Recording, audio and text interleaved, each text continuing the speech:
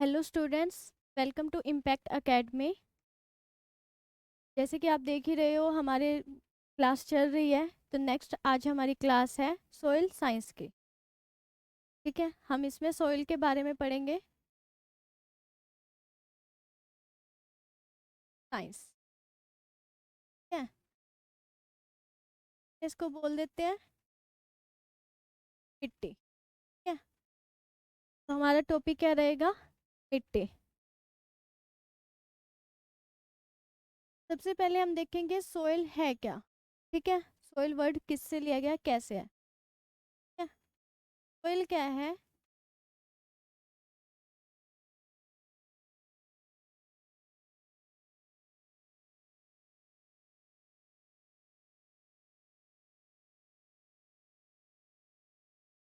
Latin word से लिया गया है। ठीक है, लेटिन वर्ड कौन सा होगा? सोलम। तो सोइल कहाँ से लिया गया है? लेटिन वर्ड से। कौन सा वर्ड है? सोलम। ठीक है, तो अब हमारे पास क्या रहता है कि सोइल की डेफिनेशन क्या रहेगी? क्या रहता है? अनसोलिडेटेड,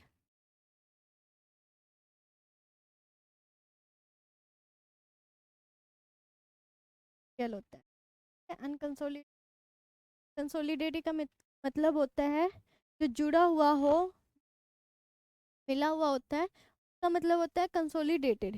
ठीक है, तो अन का हो गया कि ये जुड़ा हुआ नहीं होता, संयुक्त नहीं होता।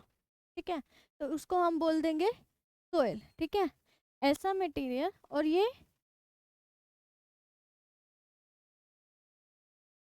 Influence by different factor.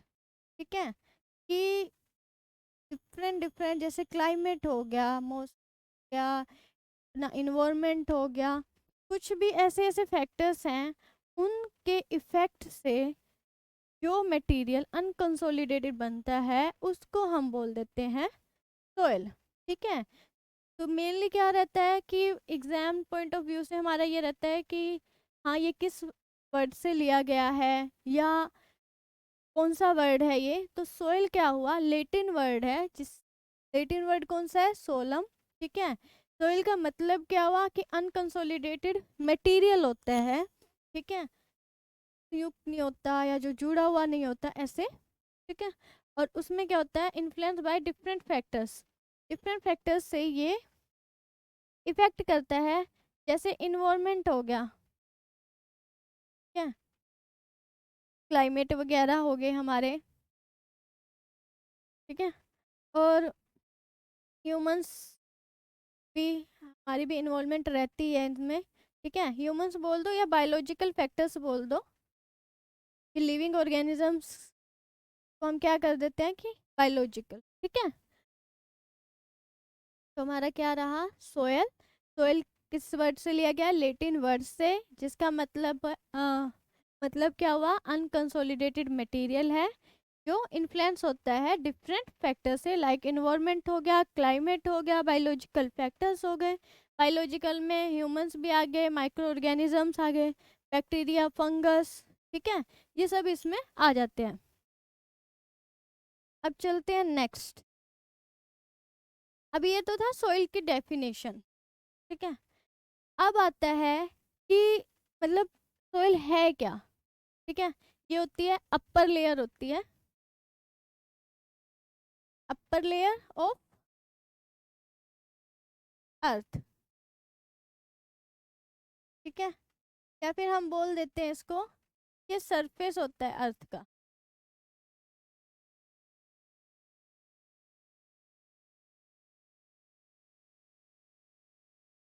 Surface होता है अर्थ का।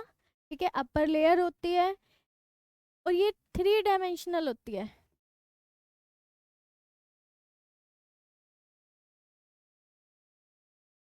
3 डायमेंशनल होती है। ठीक है, 3 डायमेंशनल से मतलब है इसकी लेंथ, विड्थ और हाइट नहीं बोलेंगे, डेप्थ बोलेंगे, कि डेप्थ होती है इस टाइप से होती है। ये डेप्थ होगी, हाइट होगी। ठीक है, ये विड्थ हो गई अपनी सोइल की। ठीक है, तो ये 3D में होती है। 3D मटेरियल्स, एक अपर लेयर है अर्थ की, और हम बोल सकते हैं सरफेस है अर्थ का, ठीक है। तो ये हो गया हमारे पास सोइल की डिफरेंट टाइप से एक डेफिनेशंस हो गई छोटे को रिप्रेजेंट करने के लिए, ठीक है। अब हमारे पास आता है कि क्या पूरी की पूरी जो डेप्थ तक है उसको हम सिर्फ सोइल ही बोल देते हैं, ठीक है। तो ये क्या होता है कि एक होती है अपने पास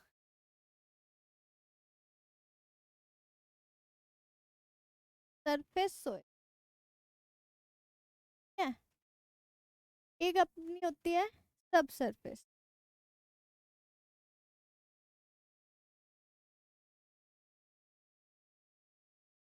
टाइप से। एक हो गया सरफेस और एक हो गया सब सरफेस। सरफेस वाली कौन सी रहेगी, 0 से 15 सेंटीमीटर तक की सोइल को हम सरफेस वाली सोइल बोल देते हैं। सब सरफेस में क्या रहेगा कि जो 15 से 30 सेंटीमीटर या उससे भी ज़्यादा मतलब आगे तक, हम उसको सब सरफेस बोल देते हैं। मेनली ये 15 से 30 सेंटीमीटर कही जाती है, ठीक है। 0 से 15 ये होती है अपनी सरफेस सोइल, और इसका मेन क्या रहता है कि इसी बीच में, इसी इतनी डिस्टेंस तक ही जो अपने प्लांट्स हैं उनकी रूट्स रहती है, और वो वहाँ से मिनरल्स वगैरह, ठीक है, न्यूट्रिएंट वगैरह अब्जॉर्ब करते हैं, ठीक है। तो मेनली क्या रहता है हमारे पास, हम सरफेस सोइल को ही स्टडी करते हैं ताकि हमें पता लग जाए उस सोइल में कितना न्यूट्रिएंट, कितना कैसे है, कैसे उसमें प्लांट उग सकते हैं, प्लांट कौन से न्यूट्रिएंट कितना एब्जॉर्ब कर रहे हैं। तो वो सब क्या रहता है हमारा सरफेस सोइल के अंदर रहता है, ठीक है। तो सोइल साइंस क्या हो गई हमारे पास,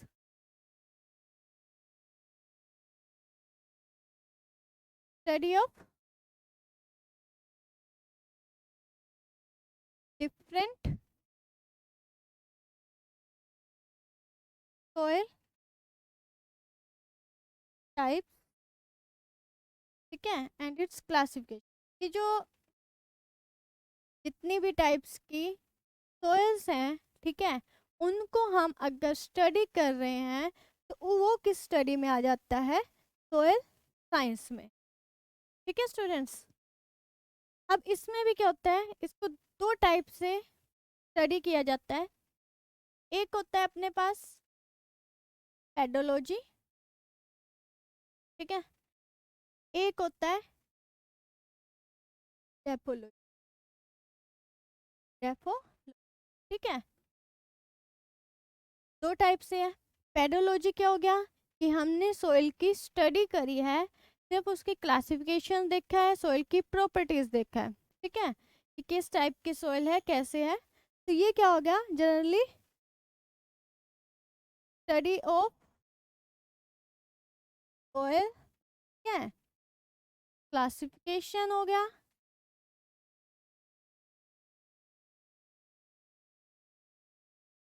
एंड प्रॉपर्टी, ठीक है। क्या हुआ, हमने जनरली बस इसमें सोइल को ही स्टडी करा है, कोई लॉजिक नहीं, मतलब कोई अदर रिलेट नहीं करा किसी उससे, सीधा इसको स्टडी कर लिया कि सोइल है क्या, क्या क्या उसके टाइप्स रहेंगे, क्या क्लासिफिकेशन रहेगी, किस टाइप की वो प्रॉपर्टीज शो करता है, ठीक है। तब टेक्सचर वगैरह इसमें हमने वो देख लिया।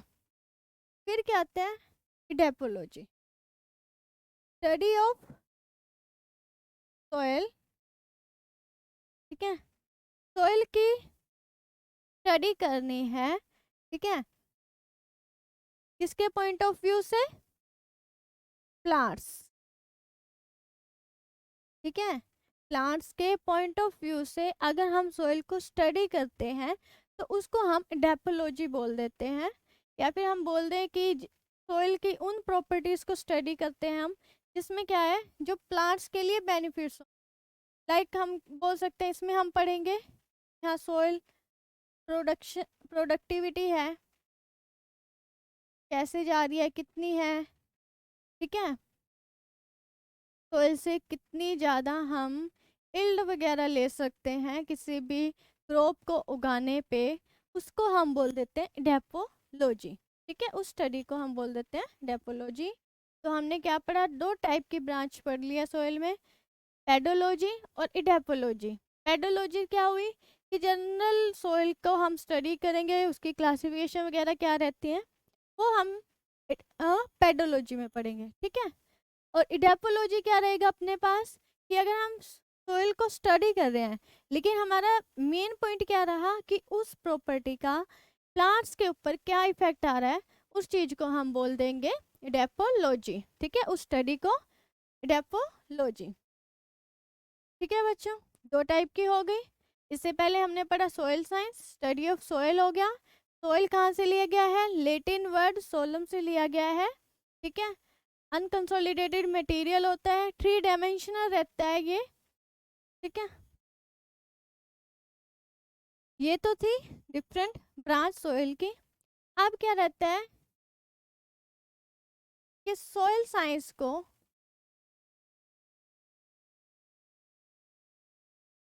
कौन कौन सी अदर ब्रांच है जो सपोर्ट करती है। ठीक है, अब हम कहें कि जो फिजिक्स है वो भी सोइल को सपोर्ट करती है। कैसे, हम फिजिक्स, सोइल फिजिक्स यूज करते हैं। ठीक है, सोइल फिजिक्स से मतलब हो गया कि सोइल की जो फिजिकल प्रॉपर्टीज है, ठीक है, बल्क डेंसिटी, डेंसिटी हो गया, ठीक है, उस चीज को, या कंपोजिशन वगैरह हो गया, टेक्सचर हो गया, अपना सोइल कलर हो गया, फिजिकल प्रॉपर्टीज हैं ये। ठीक है, तो उसको स्टडी करने के लिए कौन सी साइंस लगा दी हमने, फिजिक्स। ठीक है, फिर हम बोल दें माइक्रोबायोलॉजी। ठीक है, अब माइक्रोबायोलॉजी क्यों, माइक्रोबायोलॉजी क्या हुआ कि जिसमें हम बैक्टीरिया, फंगस, ठीक है, एंजाइम्स वगैरह को हम स्टडी करते हैं। ठीक है, अब ये सारे जो भी है बैक्टीरिया वगैरह, फंगस कहाँ रहते हैं, सोइल में। ठीक है, तो इस ब्रांच का भी सपोर्ट रहता है सोइल साइंस को। ठीक है, सोइल माइक्रोबायोलॉजी पढ़ी जाती है। फिर आ जाता है केमिस्ट्री। ये हम पढ़ रहे हैं कि डिफरेंट डिफरेंट ब्रांच जो हैं साइंसेस की वो सोइल साइंस को कैसे सपोर्ट कर रही है। ठीक है, थर्ड हम कर रहे हैं केमिस्ट्री। केमिस्ट्री में क्या रहेगा कि सोइल के अंदर जो भी मिनरल्स प्रेजेंट हैं, जो भी न्यूट्रिएंट्स हैं, उनकी क्या कंपोजिशन रहती है, कैसे जो रॉक्स मिनरल्स हैं, क्योंकि मिनरल्स क्या है, केमिकल कंपोजिशन होती है। ठीक है, तो उस चीज़ को स्टडी करने के लिए हम क्या करते हैं, केमिस्ट्री का यूज़ करते हैं। कुछ ऐसे रिएक्शंस हैं, रिएक्शंस मेनली कहाँ होती है, केमिस्ट्री में स्टडी करते हैं, तो रिएक्शंस तो इसमें होती रहती है। ठीक है, तो उस चीज़ को भी हम क्या करेंगे, सोइल में यूज़ करेंगे। ठीक है,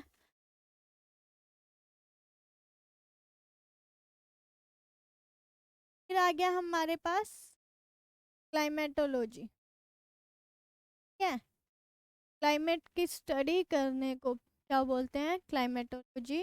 ठीक है, उसको भी सोइल साइंस में यूज़ किया जाता है, या ये ब्रांच भी सोइल को सपोर्ट करती है। कैसे, अब हमें कोई एरिया है, वहाँ के इन्वायरमेंट का पता है, क्लाइमेट कैसा है उस चीज़ का पता है। ठीक है, हॉट वेदर रहता है या कोल्ड वेदर रहता है, उसका इफेक्ट सोइल की प्रॉपर्टीज पे कैसे पड़ा। ठीक है, वो चीज़ स्टडी कर लिया।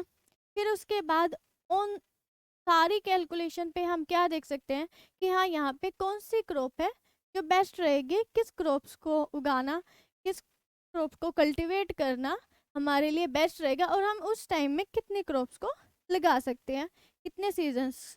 ठीक है, क्लाइमेट हो गया।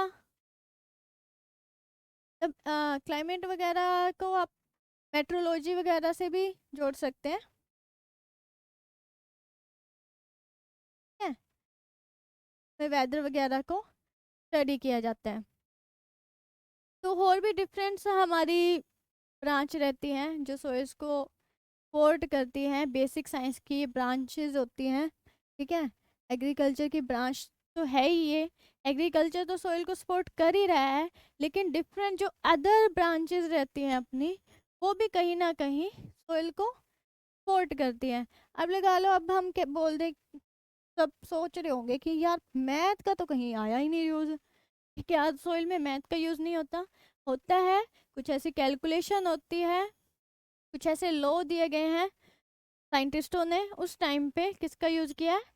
मैथ्स का। ठीक है, तो कहीं ना कहीं मैथ भी सोयल साइंस को सपोर्ट करता है। तो भी अपने नेचर में या अपनी स्टडी में साइंस यूज होती है, फिजिक्स हो गई, केमिस्ट्री हो गया, मैथ हो गया, बायो हो गई हमारे, तो वो क्या करती हैं? सोयल साइंस को सपोर्ट करती है। ठीक है, और एक अपने पास आ जाती है मिनरोलॉजी, या स्टडी ऑफ मिनरल्स, मिनरोलॉजी हो गया।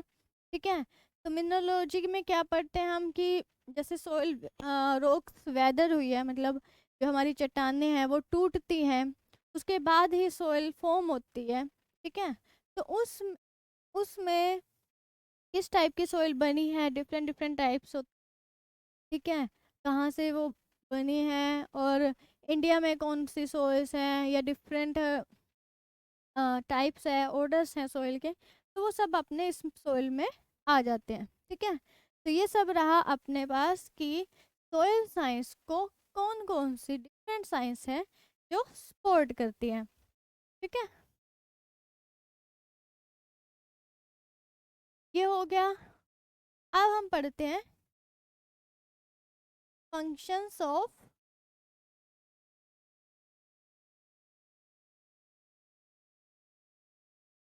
सोइल के, क्या फंक्शन रहते हैं। अब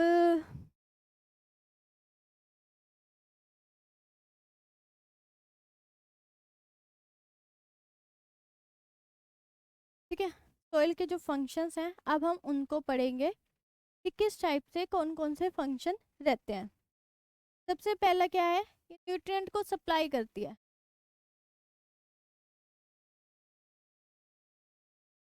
न्यूट्रिएंट सप्लाई करती है किसको? प्लांट को। ठीक है, प्लांट को क्या करती है? न्यूट्रिएंट की सप्लाई करती है। सॉइल में ही रहता है सारा जो न्यूट्रिएंट वगैरह है। फिर क्या होगा कि अपना प्लांट उन न्यूट्रिएंट्स को ले रहा है, एब्जॉर्ब कर रहा है, क्योंकि अवेलेबल फॉर्म, अनअवेलेबल सारी फॉर्म्स अपने में जो हम पढ़ चुके हैं पहले दूसरी क्लासेस में। ठीक है, तो वो क्या करेंगे? न्यूट्रिएंट वगैरह है, एब्जॉर्ब कर लेंगे सॉइल से। ठीक है, जिससे प्लांट की क्या होगी? ग्रोथ हो जाएगी। ये हो गया। दूसरा आता है जो ऑर्गेनिक मैटर है, वो ज़्यादा किस में रहता है? अपना सॉइल में रहता है। ठीक है, ज़्यादा क्या मतलब सॉइल से ही मिलता है। ठीक है, इसको हम बोल सकते हैं कि रिसाइकिल जो प्रोसेस है वो कहाँ होता है? सॉइल में। रिसाइकलिंग मतलब सॉइल से, कहते हैं ना मिट्टी से बना और मिट्टी में ही मिल जाना है। ठीक है, तो यही काम है इसका कि रिसाइकिल करती है। सॉइल क्या करती है? रिसाइकिल करती है। मिट्टी से ही मिट्टी से ही कुछ चीज़ बनी है और मिट्टी में ही खत्म हो रही है। ठीक है, तो ये हो गया रिसाइकलिंग। थर्ड हमारे पास आता है, ये हो गया न्यूट्रेंट प्लांट को देती है। ठीक है, रिसाइकिल कर लिया। अब क्या है? स्ट्रक्चर वगैरह है जो हमारे, वो क्या करती है? सपोर्ट करती है। ठीक है, स्ट्रक्चर को सपोर्ट करने से क्या मतलब रहेगा कि हम कोई भी स्ट्रक्चर बनाते हैं, लो घर बनाया है किसी ने, या कुछ भी है, अपने रिवर्स के डैम वगैरह हो गए, कंस्ट्रक्शन का जो भी काम हो गया, पुल वगैरह है, वो कहाँ पे बनते हैं? मिट्टी पे। तो बेस क्या रहता है? मिट्टी रहता है। तो उसको हम क्या बोलेंगे? ये डिफरेंट स्ट्रक्चर्स को सपोर्ट करती है। ठीक है, न्यूट्रिएंट की सप्लाई होगी, ऑर्गेनिक मैटर का रिसाइकिल हो गया, सपोर्ट भी हो गया। अब क्या रहता है कि ये हैबिटेट है फॉर ऑर्गेनिज्म, ठीक है। तो भी अपने माइक्रो ऑर्गेनिजम्स हैं, फंगस बैक्टीरिया वगैरह जो भी है, कहाँ रहते हैं वो? सोइल में, मिट्टी के अंदर रहते हैं।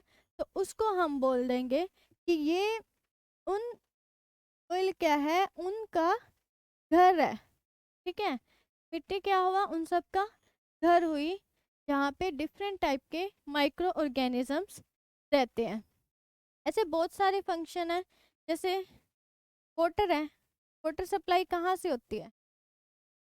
वाटर की सप्लाई लगा लो, या फिर वाटर को रिसाइकिल करना लगा लो, कहाँ से होता है? मिट्टी से। अब पानी है, पौधे कहाँ से लेते हैं? मिट्टी से। इंसान है, हम सब हैं, जितने भी लिविंग ऑर्गेनिजम्स हैं, जितने भी लिविंग हैं, जीवित हैं प्राणी, वो कहाँ से पानी ले रहे हैं? सोइल से, ठीक है। और फिर हमने लिखा है रिसाइकिल। रिसाइकिल का क्या पर्पज हुआ?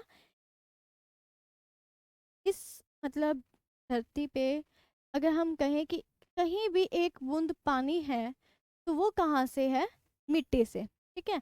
कैसे ना कैसे वो अगर वेपोरेट होके ऊपर चला गया, ठीक है, बारिश बन के फिर कहाँ आ गया? धरती पे आ गया, ठीक है। तो ये क्या है, एक साइकिल घूम रहा है।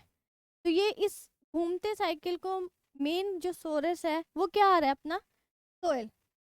सोइल से गया, सोइल में ही वापस आ गया। तो ये क्या होगी? वाटर की सप्लाई करती है, वाटर को रिसाइकिल करती है। ये क्या हो गया? हमारे डिफरेंट फंक्शंस हो गए। अब इसमें हम ये भी बोल सकते हैं कि जैसे गैसेस हैं, उनका भी ये सोर्सेज हैं, ठीक है। कार्बन डाइऑक्साइड वगैरह हो गया, या अमोनिया वगैरह, या डिफरेंट जो ग्रीन हाउसेज गैसेज भी हैं हमारी, उनमें भी जो कुछ गैसेज हैं उनको ये इंक्रीज कर रही है। जैसे फर्टिलाइजेशन हो गया अपना, जो मतलब तो नाइट्रोजन उड़ जाती है, ठीक है, अमोनिया की फॉर्म में ऊपर चली जाती है, वो भी कहाँ से हो रही है? सोइल से हो रही है। तो ये सारे क्या थे? फंक्शंस थे सोइल के, जिसमें हमने पढ़ा कि सोइल क्या है? घर है। हर लिविंग ऑर्गेनिजम्स का, हर जीवित जीव का सोइल क्या है? घर है, ठीक है।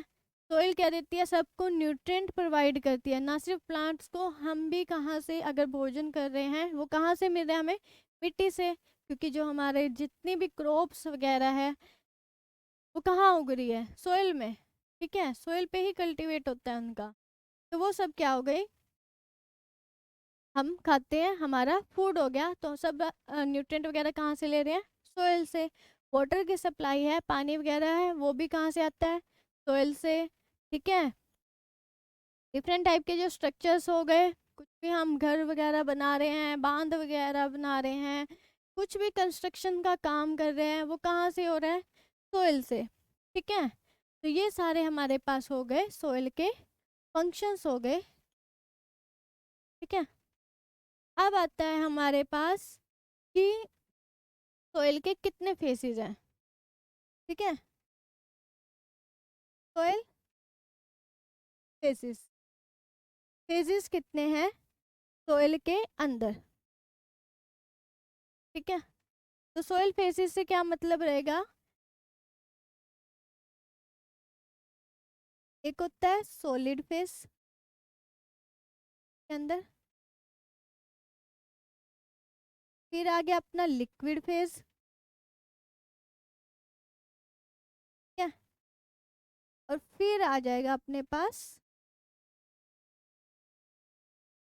गैसियस, ठीक है। सोइल को क्या करा? डिफरेंट डिफरेंट तीन भागों में डिवाइड कर दिया। पहला हो गया सॉलिड, दूसरा हो गया लिक्विड, थर्ड पे आ गया अपना गैसियस, ठीक है। अब ये अपना कितना रहता है? 50% ये रहता है, 25% सोइल के अंदर ये रहेगा, ठीक है। 25 ये रहता है, ठीक है। ये अपने सोइल को मतलब डिवाइड कर लिया कि हाँ कितना कितना फेज रहता है, हमने नहीं करा, लेकिन ये सोइल में है, ठीक है। ये डिवीजन परमानेंट है। सॉलिड कितना है 50% रहता है, लिक्विड 25%, गैसियस फेजेस जो है जो वो 25%। ठीक है, अब हम पढ़ रहे हैं सॉलिड के बारे में। सॉलिड में क्या रहेगा अपने पास कि जितने भी हमारे मिनरल्स हैं, ऑर्गेनिक मैटर्स हैं, क्या है ये सॉलिड है। मिनरल्स हो गए, ऑर्गेनिक मैटर हो गया, वो क्या है सॉलिड फेस में रहता है। क्या सॉलिड फेस है तो मतलब ऑर्गेनिक और मिनरल्स मैटर टोटल कितना बना रहे हैं 50% धरती का किस क्या है मिनरल और ऑर्गेनिक मैटर। 50% मिट्टी का क्या हुआ मिनरल्स और ऑर्गेनिक मैटर। फिर आ जाता है लिक्विड। लिक्विड क्या रहेगा पानी। ठीक है, तो पानी कितना रहता है 25% तक रहेगा। उसमें हम क्या बोल देंगे कि जो हमारा वाटर आ गया। ठीक है, वाटर के साथ साथ क्या होएगा कुछ और सॉल्यूशंस हो गए। ठीक है, फिर सॉल्यूशंस हो गए, या फिर हम कह सकते हैं कि जो ऑर्गेनिक मैटर है जो वाटर में डिजोल्व हो गया। ठीक है, वो मिक्स हो गया डिजोल्व वाला। ठीक है, तो ये क्या हो गया सारा कॉम्बिनेशन हो गया लिक्विड फॉर्म में। इस लिक्विड फॉर्म को हम क्या बोल देंगे लिक्विड फेस ऑफ सॉइल। ठीक है, और इसको इकट्ठी क्या बोल देते हैं सॉइल सॉल्यूशन। ठीक है, ये सॉइल का सॉल्यूशन है ये, इसमें वाटर आ गया, डिफरेंट मिनरल्स हो गए जो अब्जॉर्ब हो गए उसमें घुल गए हैं डिजोल्व हो गए हैं। ठीक है, तो वो क्या हो गया सॉइल का सॉल्यूशन हो गया। अब आ जाता है गैसेस फेस, नाम से ही पता चल रहा है गैस।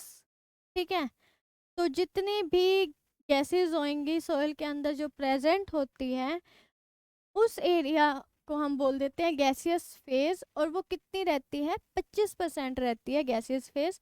ठीक है, कार्बन डाइऑक्साइड होगी, ऑक्सीजन होगी, ठीक है, नाइट्रोजन का हो गया। ठीक है, ये सारी हमारे पास क्या होगी गैसियस फेज।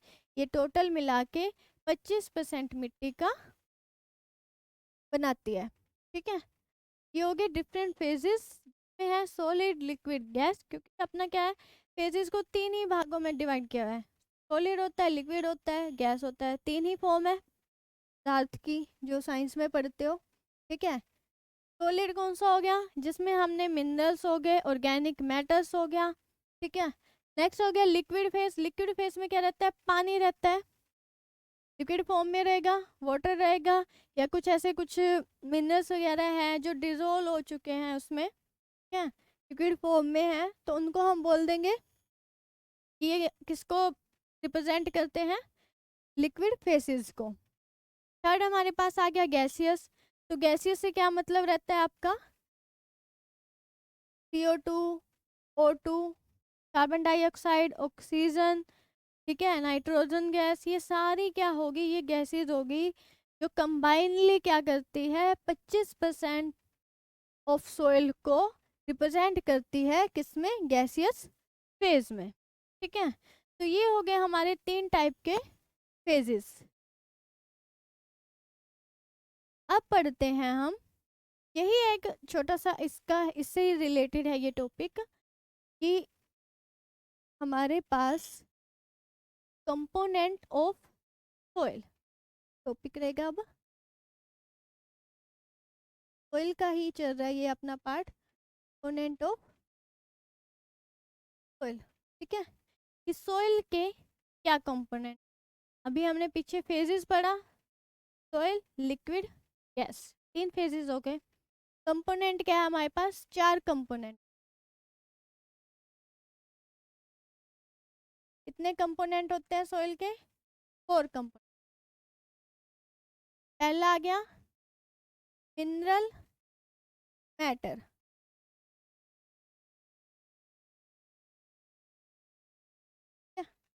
पहला अपना रहेगा, पहला रहेगा मिनरल मैटर। ठीक है, सेकंड अपने पास रहेगा ऑर्गेनिक मैटर। ठीक है, थर्ड अपने पास रहेगा वाटर, अपने पास रहेगा एयर। ठीक है, क्या रहे अपने पास, चार कंपोनेंट में हो गया organic matter, mineral matter, water and air. अब हमने पीछे ही पढ़ा था, इन दोनों के कॉम्बिनेशन को हमने क्या बोला था, सॉलिड फेस। ये कौन सा हो गया था अपना लिक्विड फेज। ठीक है, और ये क्या हो गया गैसियस। ठीक है, सॉलिड लिक्विड गैस तीन फेज थे, तो उसी में क्या बना दिया, आगे कंपोनेंट में डिवाइड कर दिया उनको, थोड़ा ब्रॉडली उनको हो गया कि हाँ भाई ये मिनरल्स मैटर ऑर्गेनिक मैटर हो गए, फिर अपना वाटर हो गया, और फिर अपने क्या आ गया सॉइल का कंपोनेंट लास्ट एयर हो गया। अब इन्हीं को ही हम थोड़ा जैसे पहला हम मिनरल मैटर। ठीक है,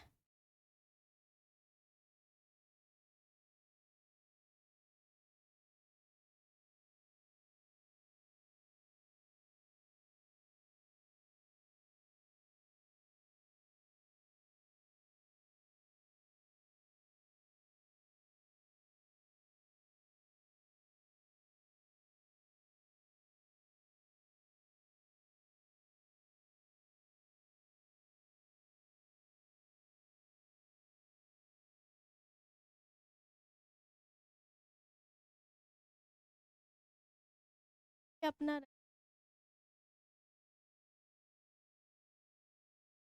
वाटर का। ठीक है, पास वाटर, सॉरी 25। अगर हम एयर और वाटर का रेशियो देखें तो वो 50-50 रहता है, लेकिन अगर हम टोटल सोइल का देख रहे हैं उसमें क्या रहेगा 25% अपना पानी रहता है। ठीक है, ये क्या है एयर का पोर्शन कितना रहेगा, सोइल में कितना रहता है 25। हम कर रहे हैं कंपोनेंट ऑफ सोइल, चार कंपोनेंट जो अभी पढ़े हैं उनका क्या कंपोजिशन है वो अभी आप यहाँ देख रहे हो ऐसे किया हुआ है। ठीक है, ये क्या होता है पोर स्पेस होता है, मतलब जो ऑयल है अपने उसमें क्या होता है थोड़े थोड़े से छोटे छोटे से पोर्स लगा लो वो होते हैं, तो उसमें क्या होता है कि क्या पता जो वाटर वाले हैं उनमें एयर आ जाए या एयर वाले में वाटर चला जाए। ठीक है, तो उस हिसाब से क्या रहेगा अपना, ये हो गया 25% वाटर, 25% ही अपना एयर है। ठीक है, फिर अपने पास आता है ये वाला पोर्शन, तो हम पूरा चेक कर रहे हैं।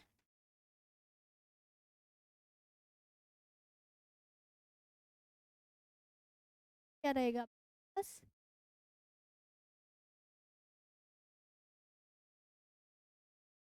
5% ऑर्गेनिक मैटर। 5% क्या रहा अपने पास ऑर्गेनिक मैटर हो गया। ठीक है, और ये अपना 45%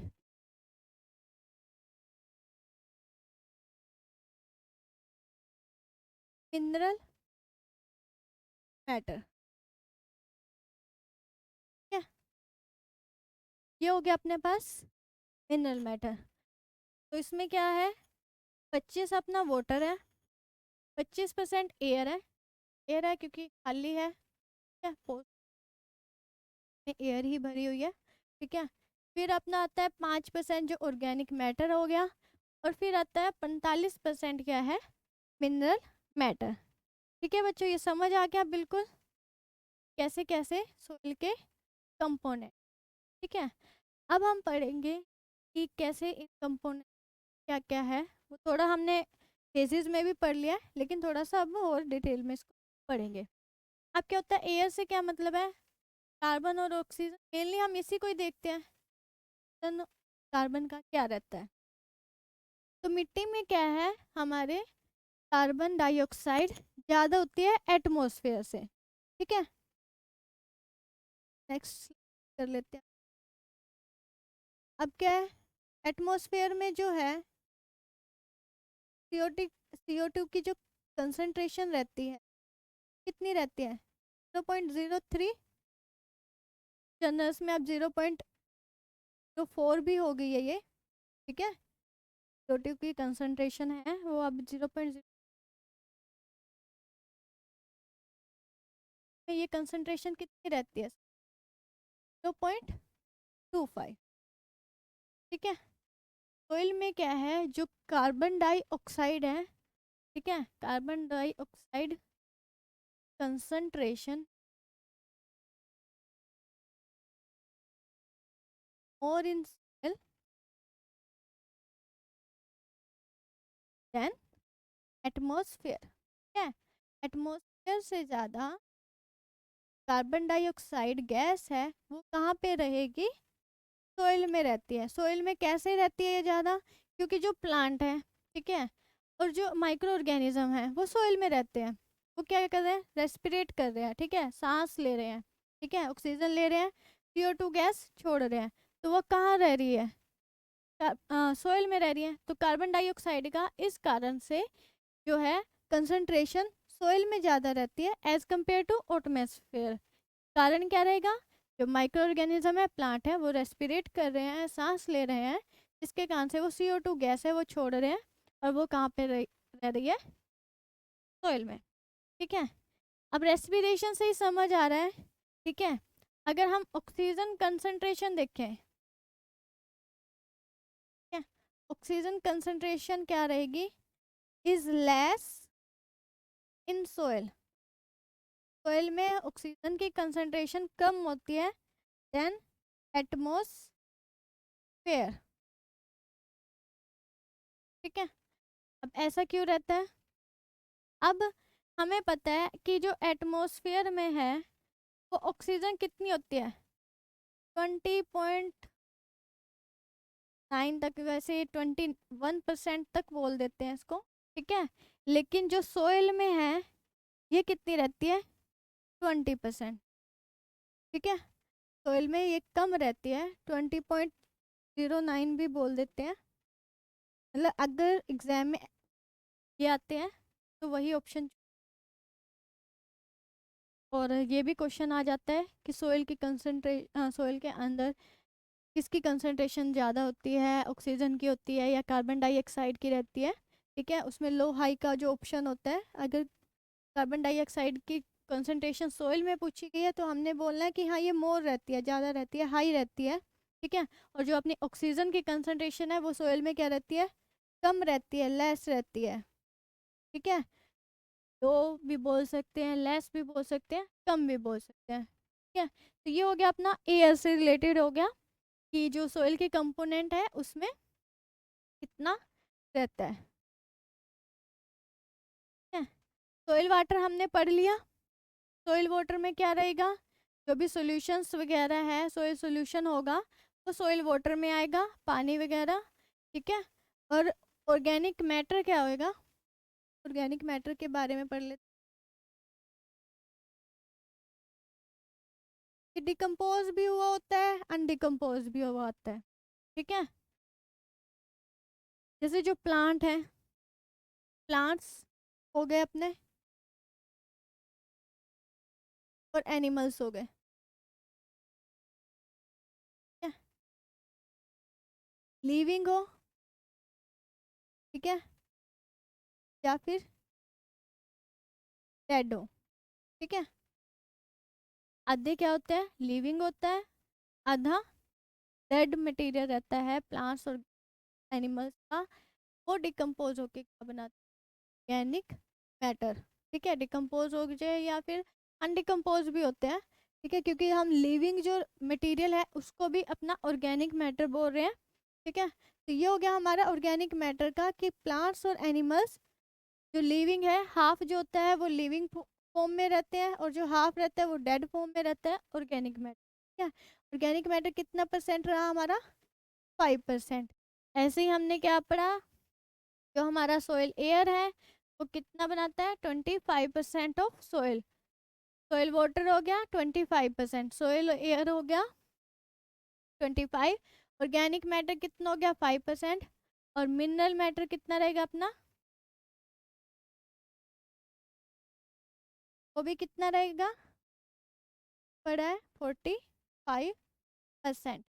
क्या मिनरल्स में हमारे ऑयल के अंदर मिनरल्स हो गए, क्वार्ट्ज, फेल्सपर, ये सारे मिनरल्स होते हैं, सबको हम क्या बोल देंगे, मिनरल मैटर जो ऑयल में प्रेजेंट होता है। कितना पोर्शन है, 45%। ये वैल्यूज आपको याद रखनी है कि कितना परसेंट है, कंपोनेंट कितना परसेंट है। कई बार अगर ऐसा हो जाए कि वाटर और एयर का कितना रेशियो है, ठीक है, आपस में रेशियो दिया हुआ है, तो उसको हम बोलेंगे कि इन दोनों का 50-50% रहता है। वाटर और एयर सोइल में 50-50% रहेंगे अगर इनका आपस में रेशियो पूछा गया है, ठीक है। और अगर बोला गया है कि सोइल में कितना है, तो हम बोलेंगे वाटर भी 25% है और एयर भी 25% रहता है, ठीक है। 5% अपना ऑर्गेनिक मैटर हो गया और 45% हो गया मिनरल मैटर, ठीक है बच्चों। तो ये था आज का हमारा कि सोइल क्या है, सोइल के कंपोनेंट क्या रहते हैं, सोइल के क्या क्या फेजेस रहते हैं, ठीक है, वो सब था। नेक्स्ट क्लास में हम थोड़ा सोइल की प्रोफाइल के बारे में पढ़ेंगे और कैसे कैसे सोइल बनी है, वेदरिंग के बारे में हम वो पढ़ेंगे। Okay students, thank you.